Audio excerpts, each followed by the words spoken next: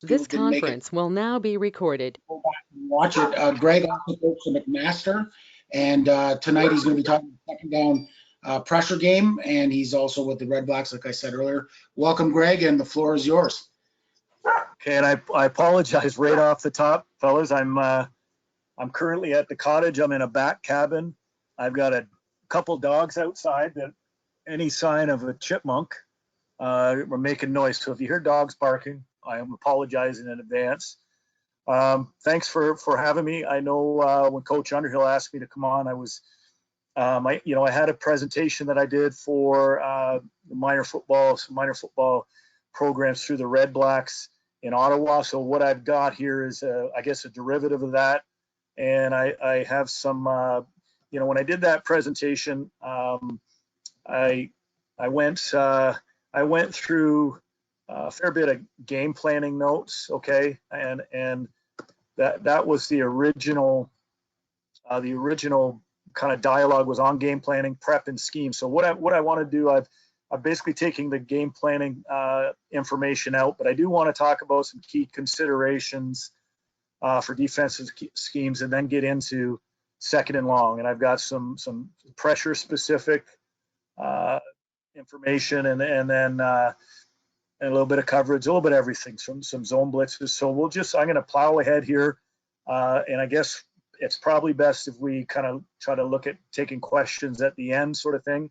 And so what I want to do is just talk about some key considerations that I think are critical and relevant for defensive coordinators and defensive coaches, regardless of what level of play we're talking about. And, one of the first orders of business is how you're going to deal with motion in Canadian football. Certainly at the older age groups, you're going to see more and more motion. Of course, all you have to do is watch a Canadian university game or a professional football game to see there's just an enormous amount of motion and misdirection, and that's an offensive tool used to do a number of things, obviously to confuse and distract, certainly to gain pre-snap information from the defense in terms of potential coverage, contour the coverage, the contour of the defense, whether or not it looks like they are going to attack the line of scrimmage and send pressure. And so ultimately, the offense is motioning to gain an advantage, whether it be numbers, spacing, alignment, etc. So numbers at the point of attack are flooding a space, spacing to take advantage of our wide field up here in Canada. And certainly the alignment piece is critical, right? Everyone's heard the saying, it's a game of inches, and every inch counts, right? So anytime they can move a defender off his leverage, that's an advantage for the offense, and that's one of the reasons why they do it. So how does a defense contend with that or counter punch? And it's we can use disguise and movement pre-snap, and certainly in our game planning and our preparation, and certainly throughout the game, what we're trying to do is identify what their rules are, okay? Whether it be from a protection point of view, if they're an RPO team, are they reading the contour? Are they reading the EMO, the end man on the line of scrimmage? Are they reading a linebacker? What are they making their decisions based off of? And that gives us the ability to counterpunch and put ourselves in a better position to defend. In terms of motion and formational based checks, I'm of the mind that a defense needs to make checks to negate a disadvantage that the offense is posed or gain advantage against an offensive formation. So you'll see formations like 41, 13, 14, and empty backfield sets that present problems for some defensive play calls. Generally speaking, we're going to build our playbook around a 3-by-2 formation, or potentially a balanced 2-by-2 formation if there's two backs in the ball game, that sort of thing. But offenses, of course, can line up any way they want with any measure of motion pre-snap, and so we need to be prepared for it. So one way to combat this is design certain set schemes or defenses that we want to check into when we're presented with these formations. And on a week-to-week basis, that may mean 2 or 3 different ways to play various formations. And an obvious example is quads or 41. And often I'll look at from the point of view of going in with an automatic check that will get us into a defense we're comfortable with based on our game planning, and then potentially changing it to option 2 or 3 at strategic points in the game, and focusing on a few simple and sound ways to defend that formation so we can walk through it, rep it out in practice, and be prepared, as opposed to trying to adjust our defense as the offense comes out in different formations and motion. That makes it difficult to do, and it can create for us on a defensive side of the ball. So there, what I like to do is differentiate these checks based on what the original defensive call was intended for, and try to keep consistent with the what and the why in terms of why you called it in the first place, right? So a matchup zone call for a check for 41, a zone-based call if we have a zone called, potentially a zone pressure-based call, because essentially what we'll be looking at when we get into man-to-man situations, we're generally employing play-it concepts, right? So anytime there's pressure or blitzes and we're in a halfback run, that's HBR or rock and roll, where we would adjust, and instead of running a halfback across the formation, we would invert or bring the safety down to take the man in motion, and invert whoever was covering him. For example, if number 3 strong were to motion behind the line of scrimmage, or BTL behind the line of scrimmage, if we were in a rock and roll mode, we would bring that safety down to cover him on the weak side, and invert that nickel or Sam linebacker to the free safety if we were in a cover 1 situation. So we could play zones that can be easily bumped or adjusted as per the formation. Quarters or a cover 4 concept, or cover 3 double cut or double cloud are examples of that. And even then, though, we need to be sure to walk through and rep out these play-its in practice versus all the formations and sets, right? Because you could go weeks without having a certain defense called and being presented with a unique formation. So it's important that you cover it off in practice, so we're not seeing it in the game for the first time. And so again, one of the challenges there is, and if we've got more than 2, well, certainly if we've got 3 defenders whose job changes based on a formational adjustment, that's too many moving parts, and too many opportunities for miscommunications and for a defense to not be on the same page. And that's kind of where I like to draw the line and just make sure that we're getting into, we're checking out of the original play call. And so because motion makes it difficult, I've always used a rule of thumb, right? If a receiver can motion to a new formation and be squared up to the line of scrimmage and run the full route tree, specifically inside breaking routes.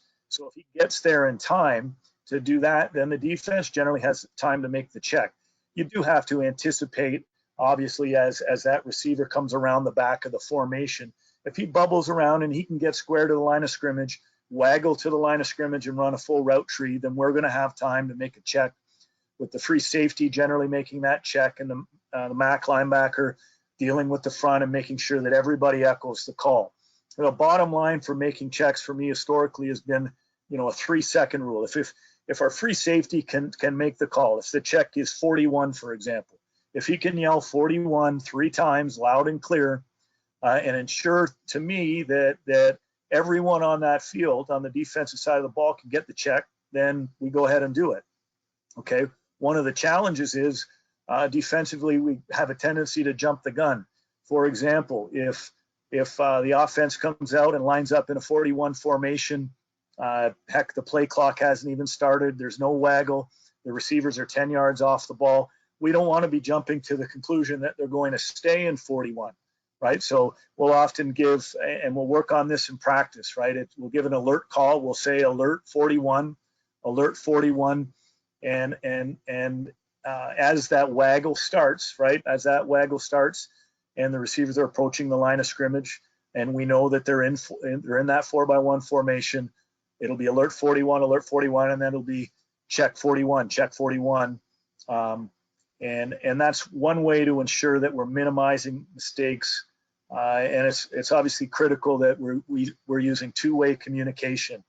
Okay, and all of this takes practice, and so it's the kind of thing you have to work on in practice, and the more time you spend on it, the less instances of mistakes you're going to see in the game. And I just can't stress enough that communication piece and how we deal with motion and how we deal with our checks is a critical piece.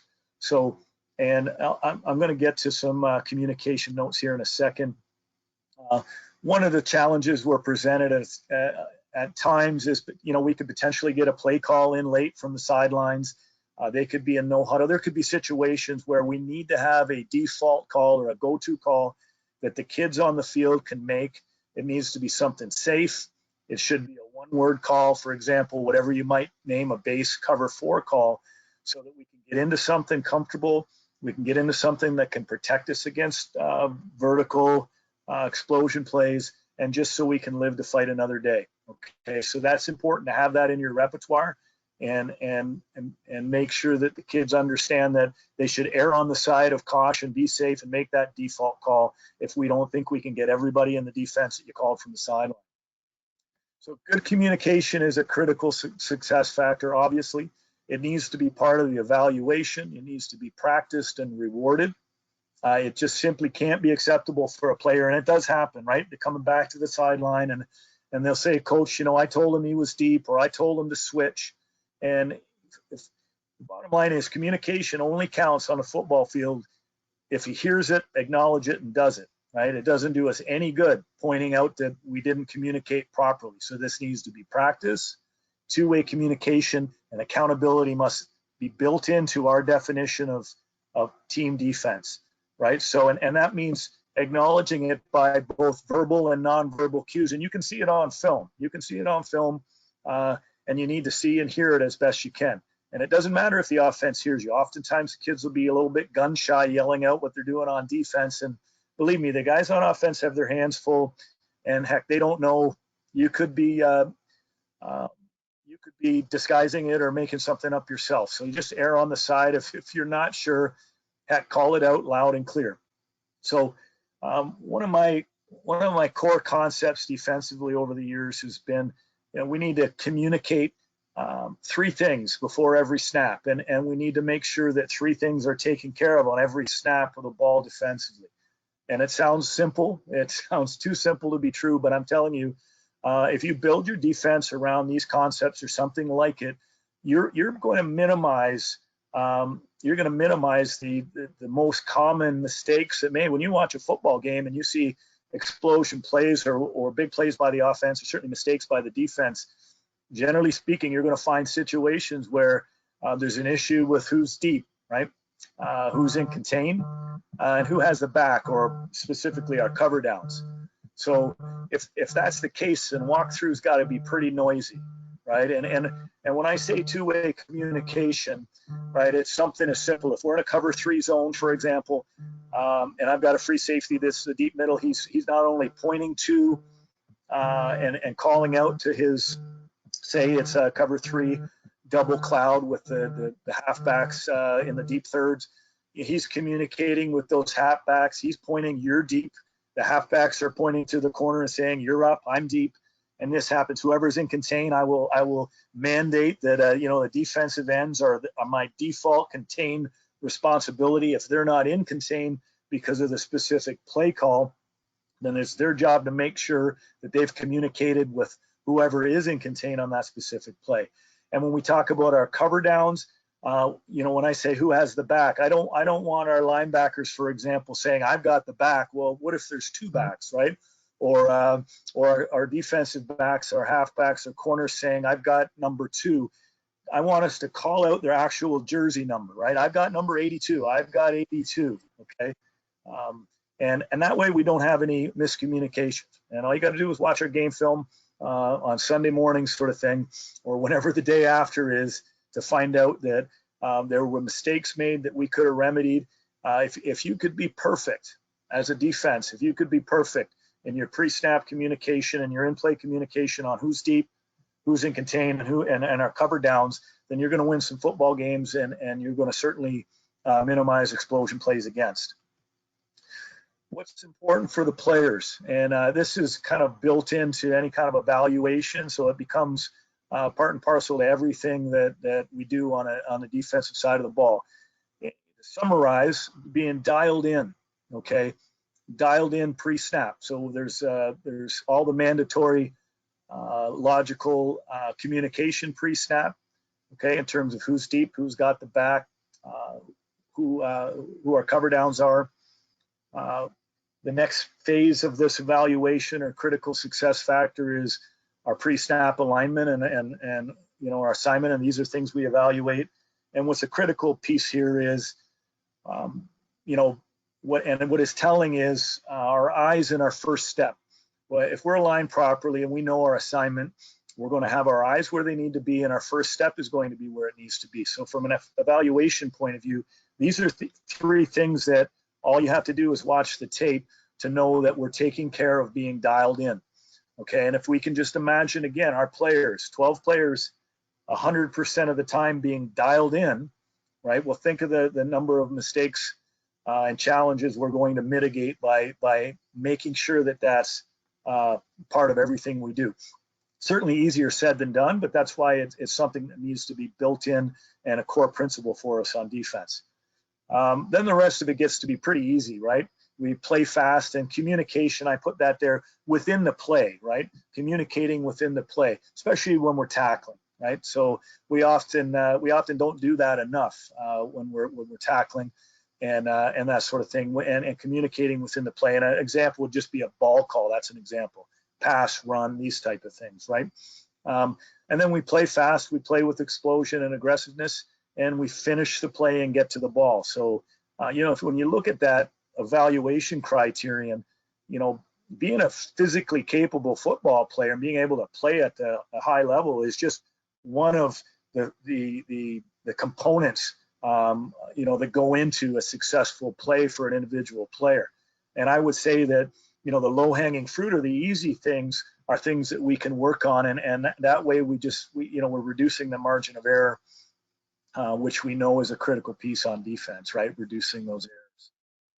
I did have some deep ball drills and some ball drills in here built from that previous presentation. In terms of defending second and long, so the million-dollar question, right? It seems to be, are we going to send pressure, or are we going to drop back in coverage? So in terms of pressure, how much, when, where, and why? The risk-reward component has to be something that we're factoring in. Is this a contain rush? Do we have a dangerous quarterback? Are we collapsing the pocket? This is an example that can we show pressure to force the hot throw? You're going to see that when you're coming up against experienced veteran quarterbacks, for example. There are times where you can dictate what happens on second and long by showing pressure, because that experienced quarterback is just going to get the ball out, and sometimes that's he's going to look to his hot throw or his quick throw, which is generally speaking an underneath throw, and then we can rally up and tackle.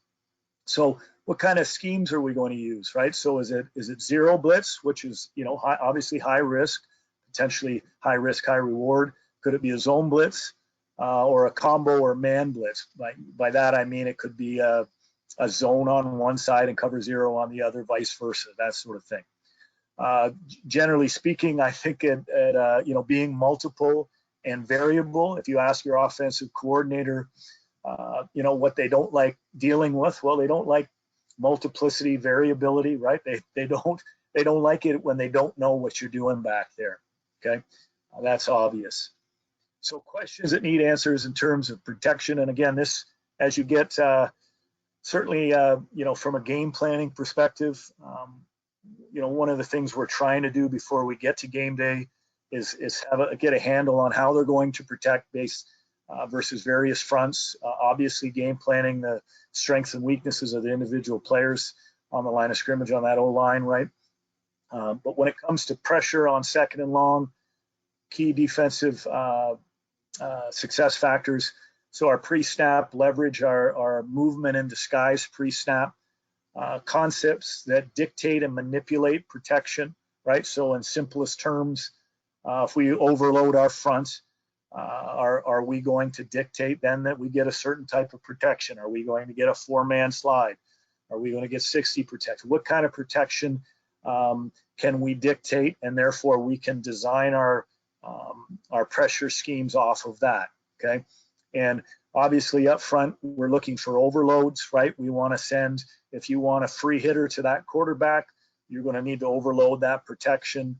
And the other challenge is if you have and can create a favorable matchup where you feel like your strength, you've got a better player than they do at a certain position, and you could get a one-on-one and win, then these are things we want to look to in our preparation and our game planning. Do they get to max pro when they push the ball downfield? And you'll see some teams, and you watch a CFL game, you'll often see that number 2 receiver on the boundary side, waiting in the weeds to make sure that he's a pressure release valve, that they can get into 70 protection. They can have him in protection if they need him, and he can leak out and be a pressure relief valve or a check down for that quarterback. And again, depending on the level of play you're at and the age group you're dealing with, it's second down becomes a punch and a counter punch situation with in-game adjustments as you go. So further questions that need to be answered, and certainly and especially, at all levels, right, is what kind of quarterback are you facing? And so often, especially the younger you get, you're going to find that quarterback being one of the best or better athletes on the field. A lot of times he's going to be dangerous when he runs with the ball. A lot of times he's faster than everybody you got on your defense, and that's a tough challenge, right? When you've got your big boys up front and none of them can track down that quarterback in space. So how are you going to deal with that, right? Does he scramble to run? Is he going to pull the ball down and try to get the first down with his legs, or is he going to try to buy time to pass the ball, throw the ball downfield? Are you going to face a QB draw threat? Okay, and are they going to empty out that backfield and spread you out and try to have that athlete pull the ball and run with it? And do you need to spy the QB? And if you do, well, I mean, I've always been big on substituting and trying to put the best kids on the field to do the job at hand. And if you think about an example would be touch football, you don't put your nose tackle rushing the quarterback, right, in touch football. So if you're spying the quarterback, you better have someone that can track them down in space, right? So, and I would think that at the younger levels, that's even more prevalent than what I've seen at the university and the pro level. Running back's a critical piece, obviously. How do they use them on second and long? Are they trying to get the ball to this dangerous offensive weapon through screens and draws? Is he going to stay in? Is he going to chip on his way out of the box? Are they looking to check the ball down to him and look to get the yards after catch or those yak yards? And if they do run the ball on second and long, what are the type of concepts?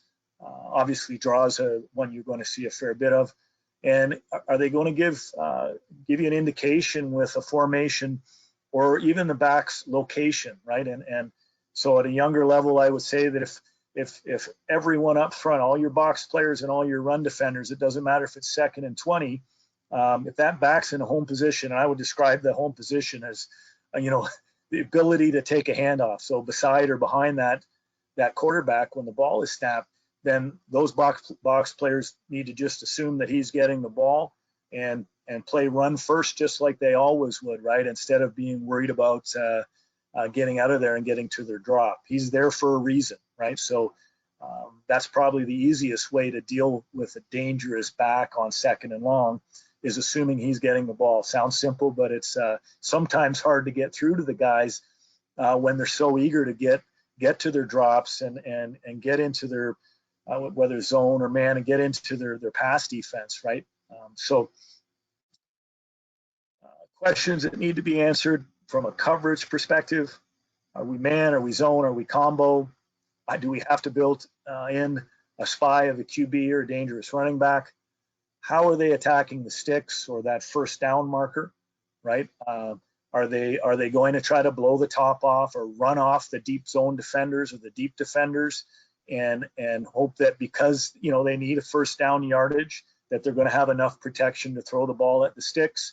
Are they going to attack the sticks by throwing underneath, right? If you do a good job and keep everything in front of you, still that would be a strategy that certainly would be more prevalent in the minor football ranks. The younger you get, when the quarterbacks certainly have a harder time pushing that ball downfield. And, obviously considering matchups and where your strengths and weaknesses are, and who their dangerous targets are, right? Because they are going to get, if they're smart, they're going to get the ball into the hands of their dangerous receivers or dangerous players as much as possible, right? So paying attention to that becomes critical. One simple way to do that is to double them. Certainly, that becomes a key part of managing second and long, okay? So keys on second and long, trying to keep everything in front of us and rallying down to underneath throws, right? This is something that if we're a good solid tackling team, we communicate well as we're making a tackle, and we tackle as a team defense, right? With proper leverage. This is something we can drill at a minor level, we can practice. So keeping everything in front of us and rallying down and seeing the ball thrown in especially in zones, seeing the ball thrown. In man-to-man, you don't get to see the ball thrown, right? So playing from depth, getting to the back of your zone and seeing the ball thrown, okay, utilizing pre-snap movement, disguise, and making sure that we're not getting moved by the offensive receivers, their waggles, right? We're maintaining our proper leverage. And if we use that pre-snap movement in disguise, we're putting our best foot forward. An example would be in a simple tactic that I know offensive coordinators have challenges with is line up all your pass defenders at the sticks. So line them up 10 yards off the ball. Pretty hard to get a read on what contour you're in, or, is it a cover 3? Is it a cover 4? What defense are you in if you're all lined up at 9, 10 yards or whatever? And experimenting with that and building that into your second and long defense can pay dividends. So defensive schemes and concepts, and this I've got a bunch of slides, and I'll just try to fly through them as best I can. I got about a half hour left here. I'm going to focus as much as possible early on +1 pressure, but some of the different ways that teams will defend second and long and piece together their second and long strategy. Showing pressure and dropping into coverage is an obvious one. Dropping 9 and being in a max cover mode, so rushing 3, dropping 9. Certainly disguise and movement is a weapon that we can use. The better you are with it defensively, the better the output's going to be. The one thing I would stress there, that especially early on in the season, and especially depending on the athletes you have, and I would throw their relative football IQ out there. We don't want to ask our kids necessarily, hey, I want you running around and disguising the play. I would build in the disguise, especially early on in the season, until they showed the propensity to handle it, because this is something we game plan, right? As opposed to, how often have we had a kid that thinks he's doing the right thing by showing blitz, but he's really triggering that, the protection that we don't want them to be in. And so we don't want to take that decision-making out of the player's hands early on until we feel comfortable that they can handle it. So that's a critical piece with disguise and movement. It's orchestrated, it's practiced, and it's choreographed. Other defensive schemes on second and long could be zone blitz, zero or combo blitzes. And, these are things certainly we need to be cognizant as zone blitzes are tough sledding in the red zone right down in our goal line area. So this is where our cover zero concepts come into play. But, there are certainly matchup zone, which are kind of pseudo man with read eye concepts as opposed to a straight zone, where you could play match to the field and combo, or zero to the boundary, or vice versa. And these are the type of things that give you a little bit more flexibility in those situations where you're maybe nervous to go all out zero. 2-man is a concept you'll see. Certainly 3-man if you're rushing 3 on second and long. These are things that can present problems that are generally part of any second and long repertoire. Doubling a key receiver, it's something we can obviously do. And I think, like I mentioned, spying that QB or that running back is something that needs to be factored in and can be a critical success factor. In terms of +1 pressure, okay, in simplest terms, +1 means we're blitzing one more defender than they have men in the box to block. So it's been a bread and butter concept for me on second and long at the Canadian University level. I think it has utility at all minor football levels. You're not going to see a huge percentage of it in the pros. I just think, and it's, you know, the risk reward equation can present challenges, right? And, you know, you've got, you know, the ability that they can expose the defense, the weaknesses a little bit better. And even with excellent disguise and execution, veteran QBs and schemes can diffuse this pressure and expose you in coverage, so the risk can increase. You will see it. You will see it often on rundowns where defenses are, you know, looking for tackles for losses or big stops and that sort of thing. So it does have utility, and it's important to practice it. But I've always treated it as an offensive defensive play, right? Another way I've described it as it's a conservative aggressive play, and it sounds goofy, but it's the devil's in the details of the teaching. So it can be an aggressive defensive tactic, and it sure looks like one, okay? But when you try to you try to reduce the risk on the back end, okay? And I've done that based on the posture and the mindset and the technique we use in coverage. And I'll get to that here in a moment and talk a little bit more specifically about that. So +1 pressure on second and long can force the issue. Now, you know, generally speaking, it's use it on first down or run down or 50-50 rundowns, for example. Not that often. I mean, only when I'm playing a hunch, or I think I'm pretty darn sure they're running the ball. Because on first down, right, what are they doing? They're running the ball, or they're chucking it deep, right? They're running the ball, or they're throwing it quick, right? That sort of thing. You add the RPO concept into that. So you're trying to defend what they do, and you can't defend the quick game if you're in +1 pressure. You don't want to be up in press coverage. You're off the ball, so you're giving them those underneath throws, right? And you don't want to do that necessarily on 50-50 run pass downs.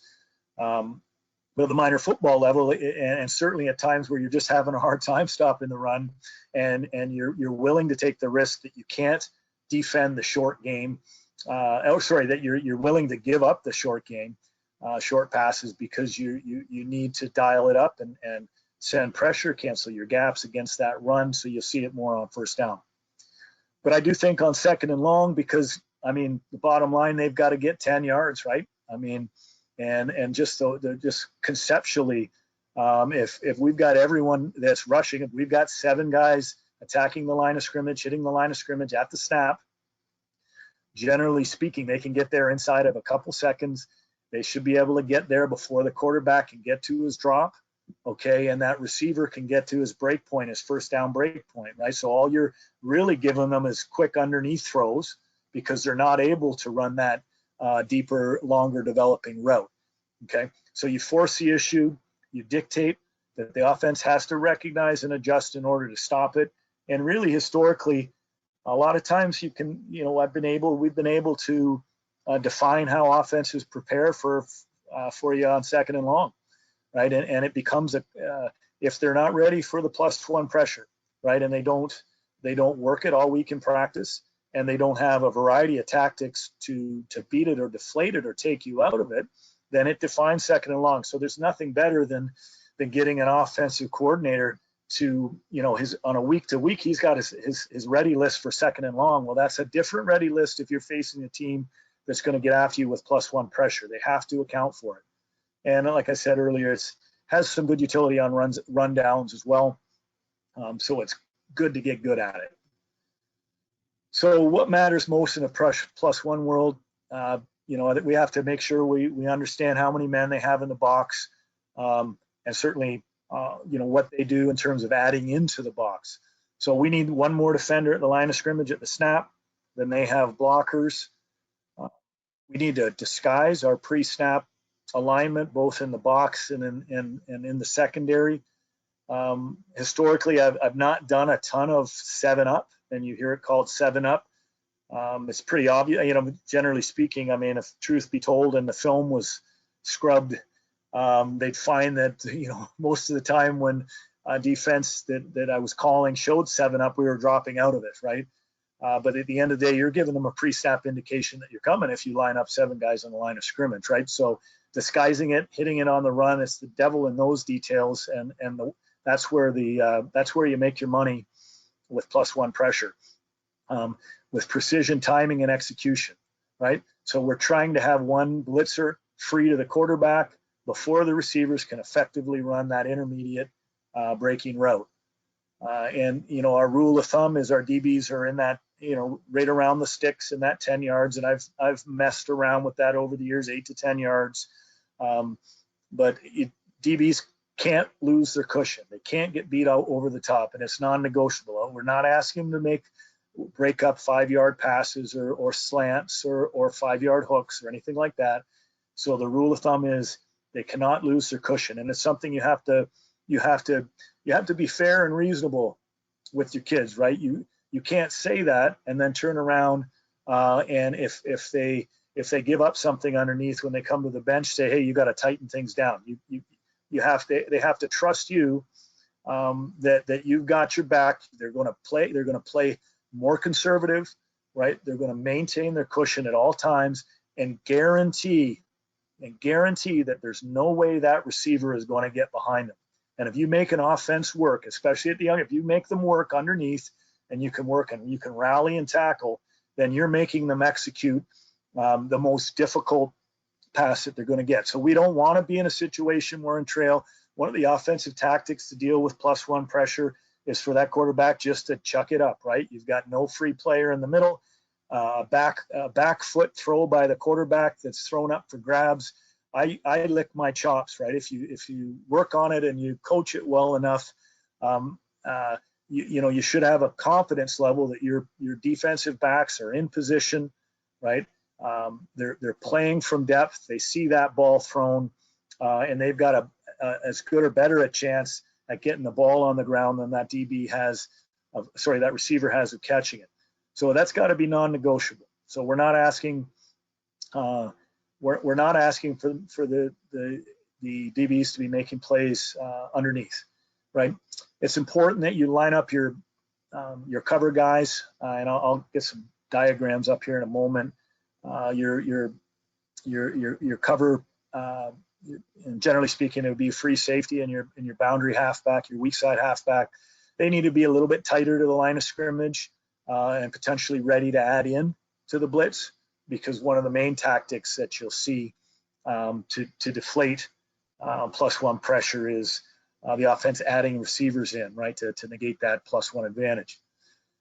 Critical that in the box, so our box player, all of our blitzers, they need to grab the back. So the box has the back, okay? Everyone's responsible for it. If the back's on, whether the back steps up to my side or he steps up to the other side, because obviously he can sneak up through the pipe, through the B gap, he can get out the door on the other side of the formation. So we're all, and when we get good at it, right, we know defensively who our free hitter is going to be based on what that back does. But it's critical, and this is where you practice every way known to man that they can sneak that back out. That the front seven, this is not an ears pin back. Everyone's hell bent to get at the quarterback defensive mindset, and that's why I mean it's conservative. I talked about how we're conservative on the back end, and on the front end we need to recognize we've got a free hitter. This isn't a situation where we're asking guys to win one-on-ones, right? So I'll talk about that as I get into some of these drawings. We need to hit the line of scrimmage at the snap. We need to shorten that free edge or that free hitter, shorten the edge for him, and we need to stay and contain, okay? What are the risks? Well, obviously missed tackles. Challenges that the offense can anticipate the play call, and they can work on design plays to defeat it. And I mean, that's half the battle, because the plays that are designed to defeat it aren't generally the plays that they want to use to work the ball downfield and attack the sticks, because they can't do it, okay? Risks are obviously poor execution on the defense. If your free hitter is not there in time, okay, then obviously that's going to allow that receiver more time. It's going to allow that quarterback more time, and it's going to expose us on the back end. So it's a team defensive concept, and we have to be working as one, right? Our back end guys need to trust that we're going to get there in time, and our front end guys need to trust that we're going to cover it down and keep them out of the end zone with explosion plays. Obviously, a risk is not grabbing the back and that back escapes, okay? And if he does, he's uncovered. And a challenge, if a run play is called, there's a risk of getting gapped up front because generally we'll have no second level run defender, right? If all of our cover guys are chasing receivers downfield, obviously we need gap integrity. Okay, so it's critical to identify where that back is and what he's doing, okay? So I've got some, a little bit of a drawing here. I hope you can all see this. This is from a number of years ago, but just to describe it, DBs at 8 yards, we need to be inside leverage. And, I'd often say 8 yards because I'd be talking about read steps or shuffle steps. We're inside leverage, but we're reading through our receiver into the backfield. We're looking for pre-snap indication of what's happening with that back. And if we're at 8 and we use the shuffle or read technique with good eyes, right, we're going to buy a split second to identify, right, before we get our eyes back on our receiver and our eyes locked on that leveraged inside hip. Okay, so it's man-to-man, cover zero with no help. So we use the sideline to our advantage. Generally speaking, it's inside leverage, but it's also always going to be split dependent, okay? A three-step shuffle, reading inside with our head on a swivel, maintaining our shade, reading the inside receiver to the near back and QB. We need to assume that all routes are vertical and our receiver's trying to run by us and drive downhill to underneath breaking routes, okay? Our box players, linebackers, and certainly D linemen need to grab the back. The end man on the line of scrimmage or emo, whoever's on the edge of the line of scrimmage needs to peel and cover that back if that back releases or if he leaves early, and whoever the second man in from the end of the line of scrimmage is. If you lose your emo, if you lose your contain guy, right, your contain guy will give you an I'm gone call and you will replace him in contain. So we always maintain our contain leverage, and we don't let something as simple as a back peeling out of there compromise our pressure and our ability to box that quarterback in. Okay, in terms of the force unit, okay, you can see the timing on this play is pretty good in terms of their proximity to that line of scrimmage. Generally have the defensive tackles in a three-point stance and keep their world simple. And this is an example of a real simple head-up concept. We've got our interior tackles, our A-gap players, and the concept for our guys on the line of scrimmage, I call it push, push, jump, right? So, and another way to dialogue it is if blocked, stay blocked, okay? We're not asking our nose tackle to work a swim move and win, take his man into the A gap and win in the B gap, because in this case, you're going to see he's going to knock off our free hitter in this case. You can tell right now who's going to hit the quarterback. It's 42 right here, okay? Right? So we need to be disciplined in our pass rush lanes. We need to push, push, jump.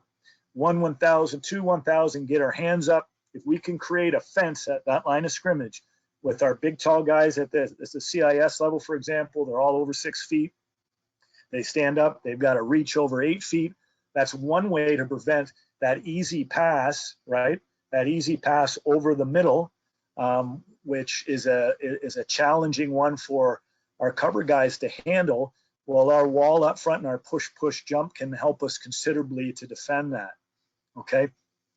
We need our defensive ends to shorten the corner for our outside linebackers, in this case, coming off the edge. So what we'd ask our defensive ends in this case to do is a bull follow technique. So we're just going, in this case, if I'm looking to the strong side of the, check this is the weak side, okay? We look at number 90 here. We want him running, we want him bull follow, so he's going to bull rush. If the back presented to the weak side and peeled off the edge, okay, he'd follow in contain, and he would replace in contain as this outside linebacker would peel. In this case, we see the back set strong. He's stepping up. As soon as he steps up, what we're doing is we're in grab back mode. We're not trying to beat the back. we're trying to close as much ground as we can, as fast as we can, and grab them and not let them get out. We want to pull and maintain our outside leverage and show color, the color of our jersey on the outside to deter this quarterback from pulling it and running. Okay, and we want to squeeze the air out of the between the defender and this running back. If that running back pops out early and I'm an outside linebacker, I'm going to pop back off the line of scrimmage and I'm going to try to give ground. I don't want to attack him at the line of scrimmage in case he slips me early in the play and is running free. So the second he steps up, right, we want to, and he's outside of the box in a position to run a route, we're going to back off and maintain our inside leverage. Okay. This is an example here where we're going to get slide protection to the weak side. Okay, and they're asking, and this is an error here by this running back. This running back should be Mac to Sam linebacker. Okay, he should be Mac to Sam. He's stepped up. If we saw this play on film, 42 always did a good job of disguising, and generally he'd run down the back here, this nose tackle.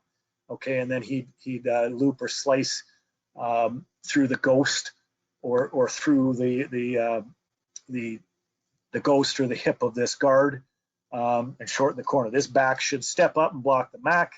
Instead, he steps up and he's got eyes for the Sam, and our Mac's going to hit the quarterback here on this play. Okay, so here's just and I'm going to flash some of this on screen. So this is just a straight head up concept, and you can see, generally speaking here, the back steps up to the strong side.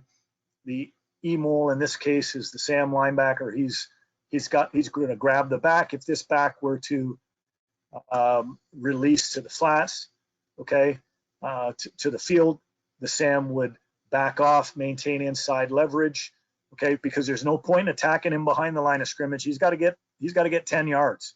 So the second he bubbles out early, we can back up, right? We can back up and make sure that we're playing smart football instead of putting ourselves in a risky situation.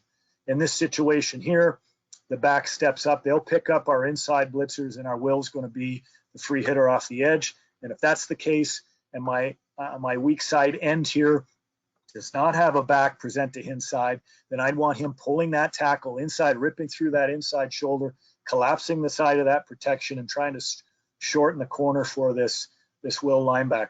The longer our free safety can stay high, right, the longer we can show the ruse or the disguise that we're not in zero rate from the get-go. The longer, I call it holding their water, right? These defensive backs, instead of being locked in, be patient, let them move around, let them get into their waggle, and then squeeze down and get in your inside leverage position. And as a rule, also, I'll ask my back end guys that I would say certainly the home position is that 8 to 10 yards at when the ball is snapped. But pre-snap, I like them to stagger, and I like it to be a predetermined stagger. So for an example, I might line up at 6 and know that I'm going to take 2 steps and work on my timing to take 2 steps to get to my 8 yards. Or I might line up at 10. But so that instead of showing them that flat line, okay, or that flat top look, I'm showing them a disguise look that goes with the disguise up front. And one way that it just historically seems to work like a charm is you can go ahead and line up in 7 up and show the flat top. And I don't care how savvy and confident, from a game planning perspective, or how confident you and the quarterback is, they have to honor that, right? They have to honor that it's +1. And so that can be part of that showing pressure, but dropping into to zone or mixing up the coverage mentality, or that punch and counter punch concept. So, and again, my understanding is that this stuff is going to be attached, and I can give some of this stuff to Robbie, Coach Underhill, and if anyone, and certainly my emails on this and my phone number and whatnot, I'm happy to work with anybody on that front. So some of the coverage notes, and just taking a look here. We've got a field corner here who's in good shape. I mean, he's a little high in his stance, and obviously this is not picture perfect technique, but I like his eyes reading through to inside. We're in great shape here in that this number two receiver to the field is putting the brakes on. We're driving downhill. We're driving inside out. This receiver stemmed the route, and we've lost our leverage on this number 3 receiver. And I'm nervous about what's happening here, right? He hasn't committed to an underneath breaking route. And I'm nervous about not only him losing his leverage or him getting run by, okay?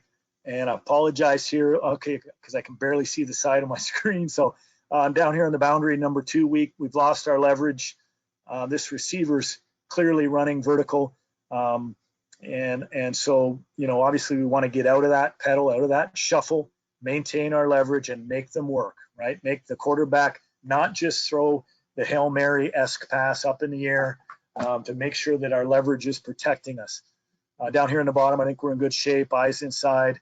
The receiver's running a vertical route, and we're in good shape here, right? So how offenses try to beat our +1 pressure, right? Well, certainly adding blockers in, forcing the DB to zip or add into the rush, right? So if my number 3 receiver adds into the box, we need that, whoever's covering that number 3 receiver. So in the diagrams I showed, that would generally be the free safety. The challenge is, you know, you work long and hard on and how to manage that. Is he going to add in and replace off the edge? Well, they never get there, right? They never get there, okay? So generally what I would have them do is I'd have the end man on the line of scrimmage grab that receiver that's added in, maintain his contained leverage, and replace him, and hope that receiver that DB that's adding in can get there. And it all depends on your personnel, and I'm certain it would pretend at the level of play and the age group of your kids. One tactic that I would promote would be to ask that end man on the line of scrimmage that otherwise you're asking to stay and contain, to have him go ahead and try to beat the block of that add in or that bombering receiver, try to beat that block inside and see if he can't slice inside and win against a guy that really doesn't want to block him, right? And that way your cover guy can squeeze it down and play the quarterback if he gets flushed out, right? And still have eyes on that receiver if that receiver comes in, blocks, and check releases, okay? Receiver screens, especially where they might leak that receiver across the back or the heel line of those offensive linemen, is tough as heck to deal with, right? So that whole defensive front needs to be cognizant of that back stepping up, and we all need to be thinking grab the back. Hitch game is tough, right? That ball is out. That's why hands up is a critical piece. The edge pressure that we're generally going to have is, you know, with our free hitter off the edge can be helpful affecting that pass, you know, getting knockdowns out of it. But hitch game means we need to leverage, we need to communicate, we need to rally up, keep everything in front of us and tackle. And we need our box players to be, a ball call, and we need to be redirecting, right? And it's just pursuit drill 101, okay? The QB can buy time with a deeper drop and throw off that back foot, and they can just chuck it up, right? If they have a one-on-one matchup that they think they can win, that's certainly a surefire tactic that I'd go to as an offensive coordinator. And like I said, that's where we have our leverage on the back end and our conservative mindset to help mitigate that risk. So how do you handle it? Well, winning inside of the add-in, like I mentioned, certainly repping it out, okay? Awareness, communication, and understanding what it is we're trying to do, right? It is not a let's pin our ears back and 7 guys hell-bent for the quarterback, right? So that's something that we work on in practice. Awareness, ball call, eyes, everybody's got to hustle. Everybody's, got to take solid pursuit angles. Keeping the end man on the line of scrimmage on track to the QB and peeling from the inside out. I've got another diagram I'll throw up to talk about that. Certainly disguise and timing is always important, and certainly deep ball drills, right? Because that's what you're trying to deal with and prevent. So the things you're working on day in and day out should be deep ball drills and tackling, of course. And these are things that are going to make you more effective in this setting. So here's an example of a switch release between a receiver and a running back. So a good tactic by the offense to deflate +1 pressure, right? Bringing the receiver from the other side of the formation to block, right? There's no way this free safety is going to come across the formation and add in off the end. So all we can do is ask our will to beat them inside and ask our free safety to add into the rush as best we can. If they bring the receiver from the opposite side of the formation and leak the back out to the field, they've effectively taken our free hitter away, okay? And they've put him in coverage. And now we've got a situation where this tackle can block our rush. And if our rush doesn't bump out and we'll follow, we're exposed here to the field with our contain. Okay, so that's a couple different looks. And again, I could, here's some just basic concepts. Heads is one of the simplest ways to approach it. I like heads in the sense that you're just flipping. I don't know if you can see here. We've got our outside linebackers. Harder to disguise when you've got those outside linebackers waggling from width and depth on attacking the line of scrimmage. If you bring them into the box more with this heads in concept, right, and exchange responsibilities with your end and your, now the challenge is these guys have to be able to run with this back and peel with them, right? But a little bit easier to disguise in this situation. And then you can run your 6-man pressures that would manipulate the protection and then add in that 7th rusher. So there's all kinds of different ways, but again, you have to build in.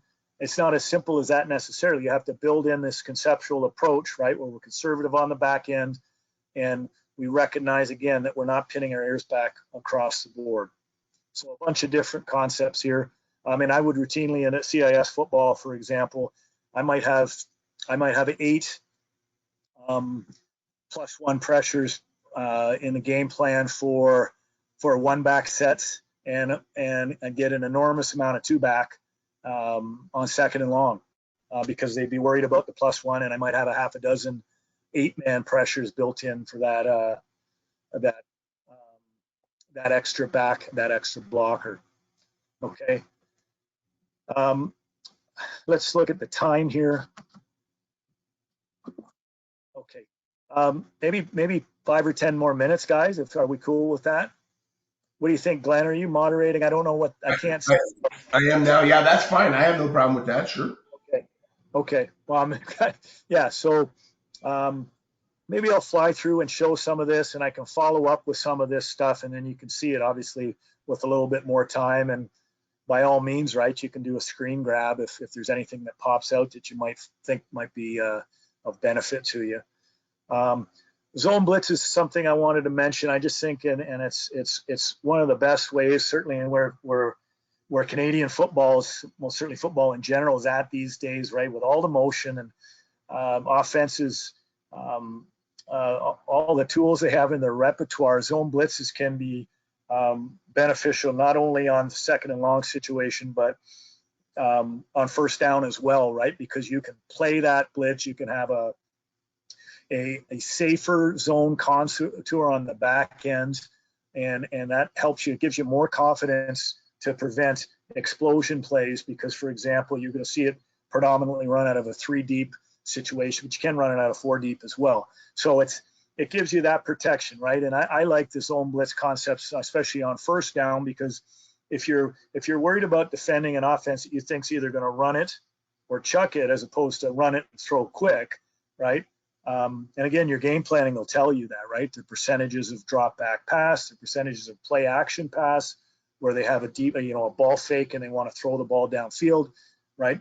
They'll tell you who they are. Well, a zone blitz is a good way to defend that run it or chuck it mode on 1st down, right? Because you've got your contour on the back end and you're generally going to be safe on the back end, but you are attacking the line of scrimmage, especially if you can bring non-box or non-counters into the pass rush, right? That are not generally part of the offensive line and the blocking scheme you're facing, right? So by that I mean a lot of times that means adding in a DB or 2 and dropping D linemen out into coverage, right, to get to your zone contour. You're always going to avoid a zone early in the down with the zone blitz concept. So therefore, you've got to recognize that, if they've got the right play call, if they got a quick game called and they open to the right side, they're going to find that opening in the zone, right? They're just by virtue of the rules, there is going to be avoided zone, but they still have to execute and they still have to deal with the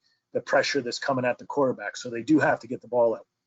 So it can be used to overload and confuse the blocking scheme, and disguising that coverage rotation by dropping a D-line into coverage.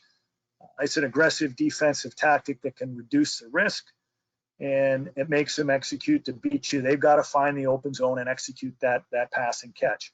And it can make more sense than standing 5 or 6 and playing man. So less risk versus vacated zones.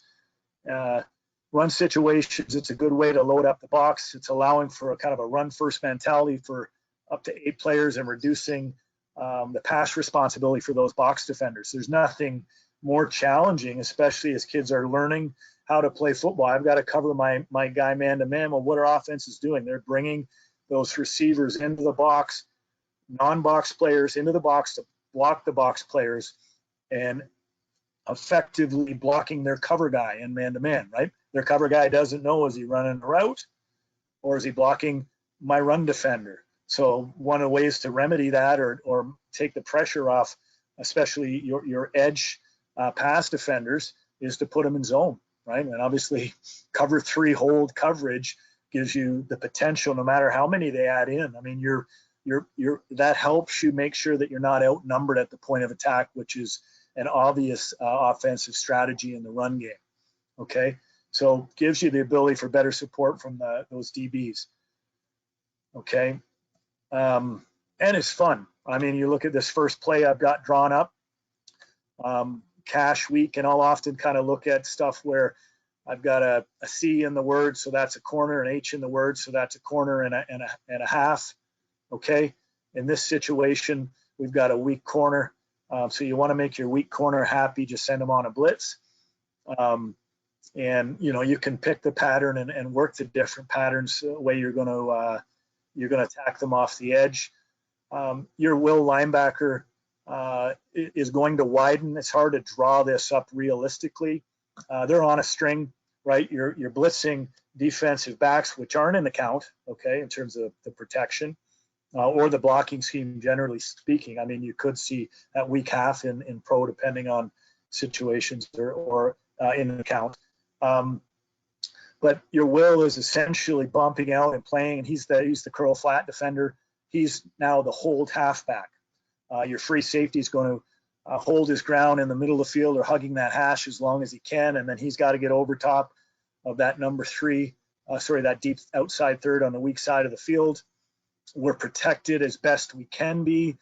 If they want to throw quick to number 1 weak, they still have to throw through 2 sets of arms coming off the edge with hands up, and we're gonna get there with our will and our free safety, and we're making them execute a tough play. Our MAC basically replaces our will in our cover 3 hold concept.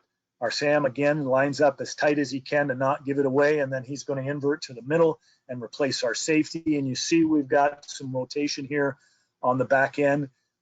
If we run through, a B-gap entry of our strong tackle through to contain, depending on the situation, I'll often leave, because we are going to flush the quarterback a lot of times, and depending on personnel, I'll leave that rush off the end and contain and drop the tackle out to replace the Sam linebacker. I'll often flip that tackle in the rush if the rush is more capable and a better guy to drop into coverage, that sort of thing. But again, that's a personnel dependent scenario. So these are a couple different ways, and I've drawn up, you're generally, when you bring the non-box defenders, you're going to have to rotate your zone. It seems a little hairy when you first take a look at it, but if you've layered in these standard zone concepts, kind of a cover 3 double hold, for example, and you're working through that team defense concept, for example, this week, this will linebacker knows, well, I'm just the halfback, and you can work off of those rules that the halfback would have had, right? So a few different concepts off the edge. Again, a halfback and a linebacker. And this is the free safety. So bringing the free safety, and you can bring them strong or weak off the edge or otherwise. And this always is a good tool. He's not going to be in the count, generally speaking. He's an extra hitter on the run that won't be accounted for. He's going to be hard for that number 3 receiver to dig him out of there, right? They can dig this strong halfback out of there, right? If that number 3 strong is assigned to making sure that we're not coming off the edge, right, and protect that free hitter, then he can get dug out of there, but they can't get at that safety sort of thing. So a couple different concepts there, and then I'll just kind of in different patterns. And this is something that you can look at down in the red zone, down when it's going to be pretty tough to play man, when you can't really void zones on your 5-yard line if they're going to get the ball out quick anyway down there, right? But you can play, in this case, mama. So we call it mama. So it's match, or a match concept over here to the field. And we play cover 0 with inside leverage to the boundary.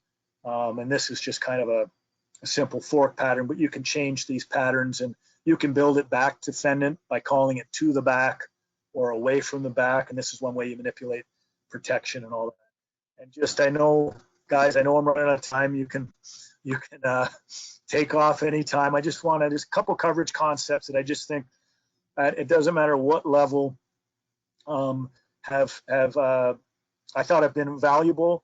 So I'd be remiss if I didn't address it. And this is something that I've been doing for years, and it's just, you see it picked up more and more. And I'm not pretending I invented it. Nobody invents anything in football, but I call it 2-man slide, right?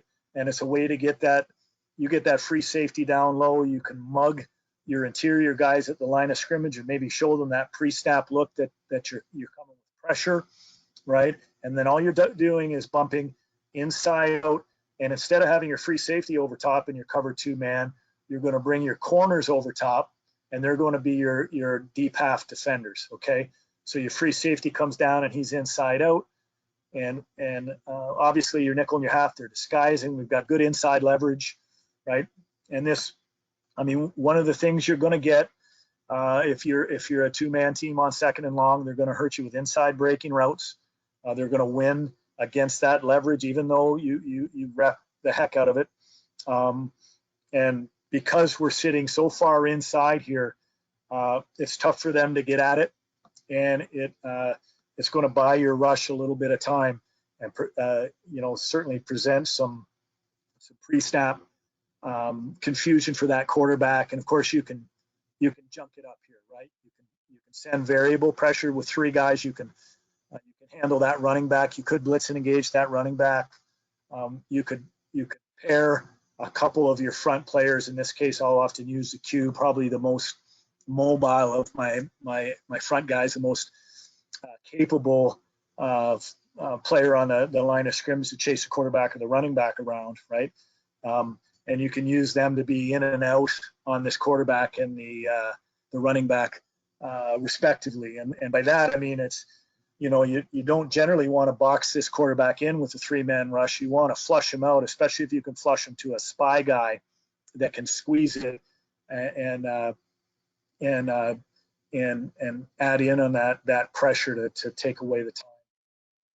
So max duck, max double cloud, another simple one. Mugging out of that, right? That's a punch, counter punch. So mugging the line of scrimmage, showing blitz. A doubles concept with quarter shell over top. Again, this is, you have to rush 3, and you pick a guy. I mean, one of the simplest ways to do it is pick someone to follow. In this case, we picked number 88, right? And he's going to follow that dangerous receiver around and lock him out and keep it simple for everybody else. And a lot of times that's enough of a deterrence to take it away and make them attack you and beat you with at least their second best player. A bunch more stuff here that I can share, but again, I can be reached. That's my email. Anybody wants to chat on the phone? We're getting busy here.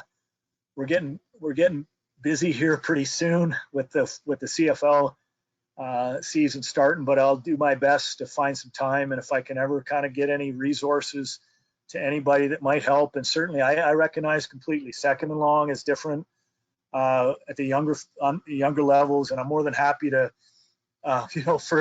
for you to say, okay, these are the challenges I face, and maybe I got something that can help.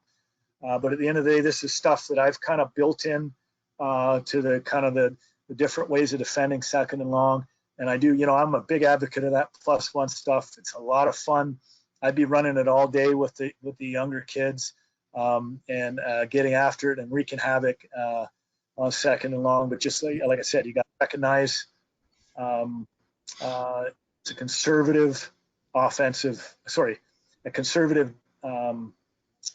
play, right? We're getting after them, but we're being smart about it. So if there's any questions, I'd be happy to take them, and certainly would be happy to take anything offline as well.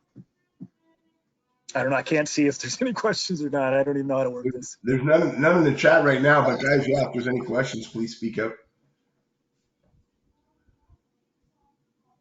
All right. Well, Coach, there you have it. Tremendous presentation, Coach. I love the part where you said about making it fun. We try and do that at Essex all the time, where with the +1 and the +2 sometimes even. I mean, I think the funner you keep it, the more kids get jacked up and play fast and play aggressive and stuff like that. So awesome presentation. Thanks, guys. Okay. Well, take care and best of luck, and hopefully we're all seeing each other on the field soon. Again, thank you very much, Coach. Awesome. Thank you. Okay, take care, guys. Good.